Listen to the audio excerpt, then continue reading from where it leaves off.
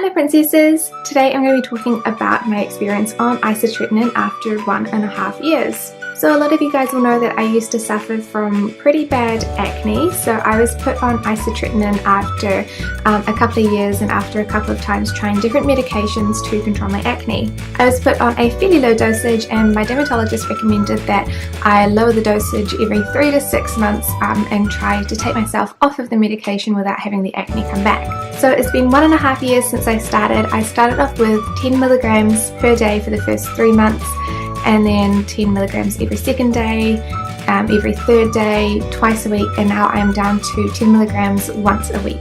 The last time I updated you guys with my skin was about 8 months ago, and I was down to 3 pills per week, so it has been a big change since then. Since this medication is prescribed by your dermatologist, it is pretty heavily regulated, so you do need to go in for checkups with your dermatologist, and you have to do things like staying on birth control as well, because it is a really powerful drug. So it's not something to be taken lightly, and there are pretty big side effects from using the drug for such a long time as well.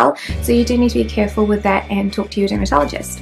So I'm just going to be talking about my experience of being on the drug for such a long time and what my skin looks like before and now.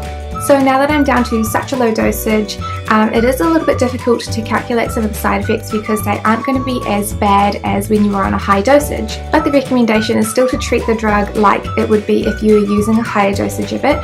So you are not allowed to do things like wax your skin, you're really not supposed to dye your hair, definitely don't get pregnant, that's a really big one, and stay out of the sunlight as well.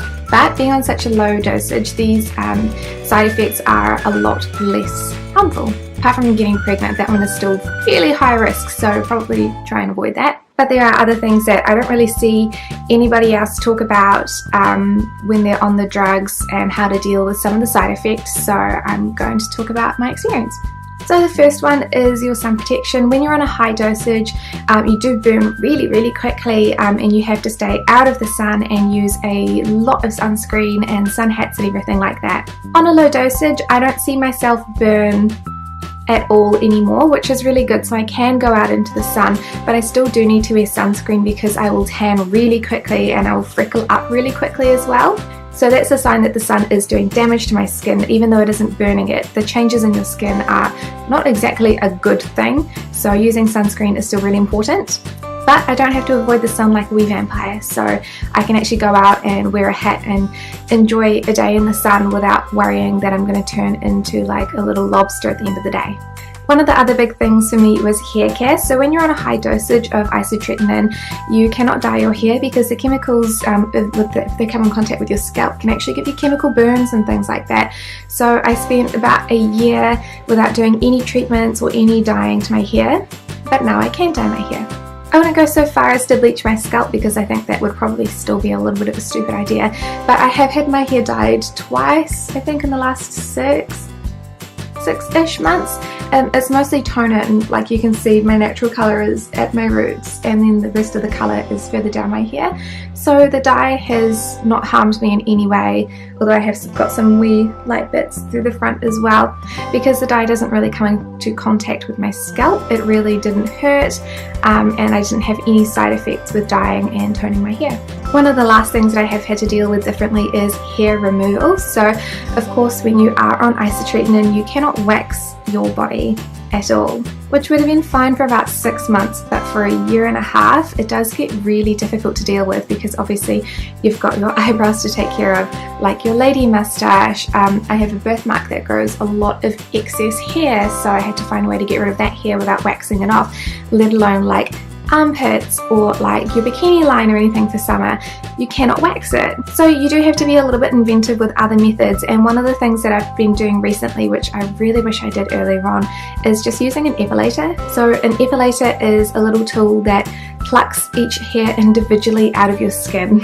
I actually find it quite painful. I mostly use it for my underarm area because that's the worst for me in summer because I've got such dark hair and such pale skin. It's really obvious if you have hair anywhere. So I prefer to use the epilator because it actually pulls the hair up from the root, so you get a really similar result as you would with waxing, but it's just it's quite painful, and it does take maybe 10 minutes to do one underarm. of constant painful plucking, so like it does work really well, but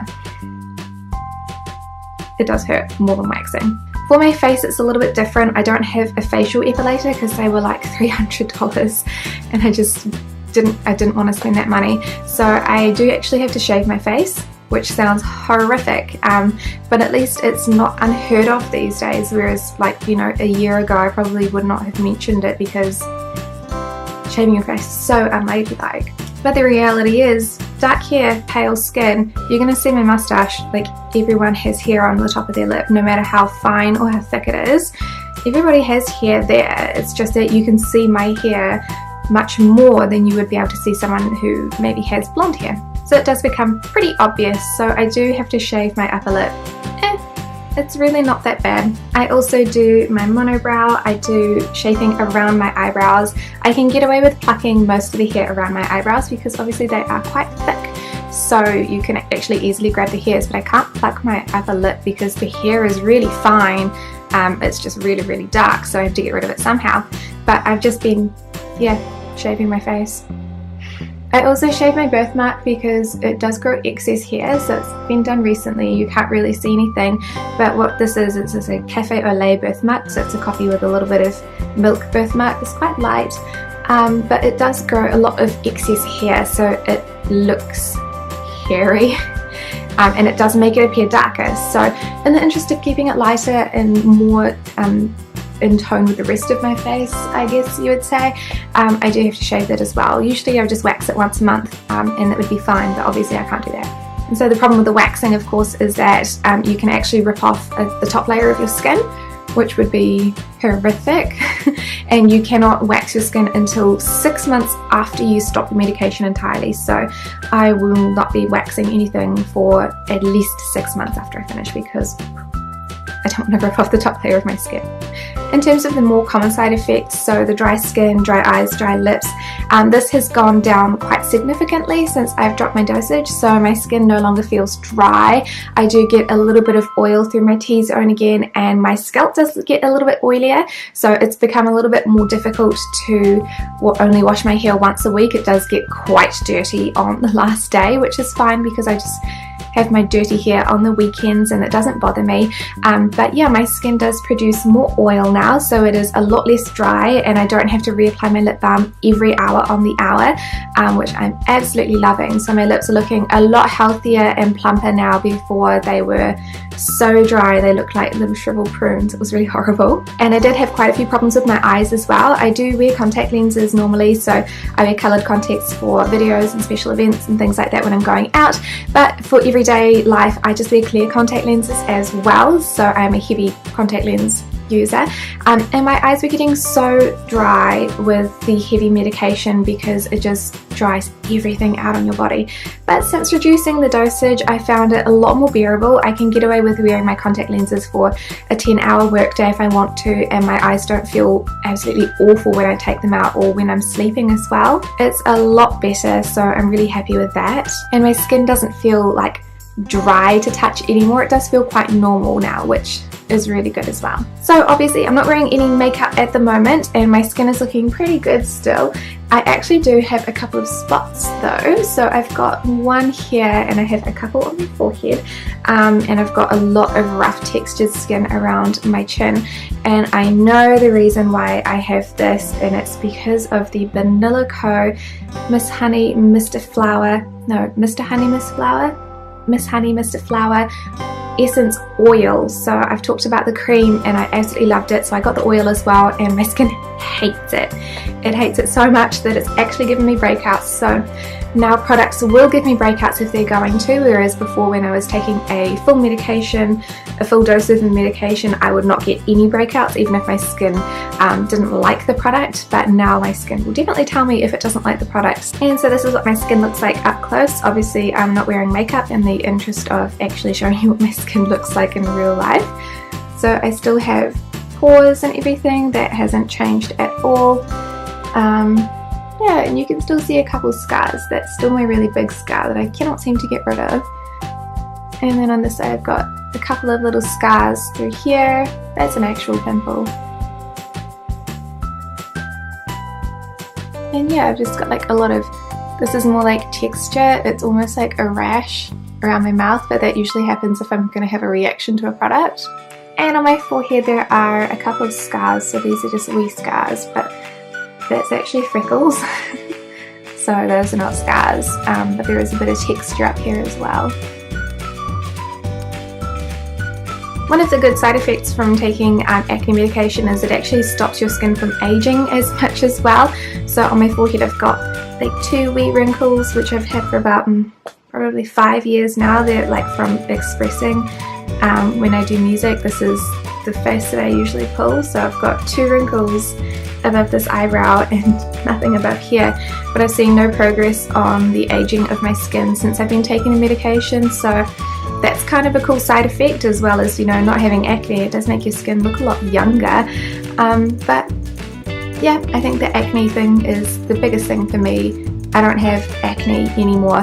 One spot I would not consider acne or major acne or anything to actually worry about because it popped up yesterday and it's almost pretty much gone, so it's just a minor thing. But overall I'm really happy with the way my skin looks. I've got 4 more months of taking 1 pill per week of the isotretinoin, and then I will take myself off of it completely. So in about, I would say, another year, I will probably make an update video showing you guys what my skin looks like 6 months after finishing isotretinoin, and hopefully I can go back to dyeing my hair and waxing my skin and everything like that and being out in the sun. So fingers crossed my skin stays acne free. I think it's also about using the right skincare products as well, because at least at the moment I can test out some of them and they will give me acne or like a spot really quickly if I don't like them, so I know not to use them now because I know what my skin looks like without any acne, so it's much easier that way. Whereas I found when I did have like a full face of acne, it was really hard to figure out if a product was actually causing the acne or not, because the acne was there anyway, so I'd just be slapping products on my skin guessing if it was making it worse or not. Whereas now at least I've got a blank canvas, and if something pops up, you know, it's not a coincidence. I know what's causing it now. So if you guys have any questions about taking acne medication or any questions about skincare at all, just leave them down below and I will do my best to answer them for you. Thank you so much for watching, and I'll see you next time. Bye!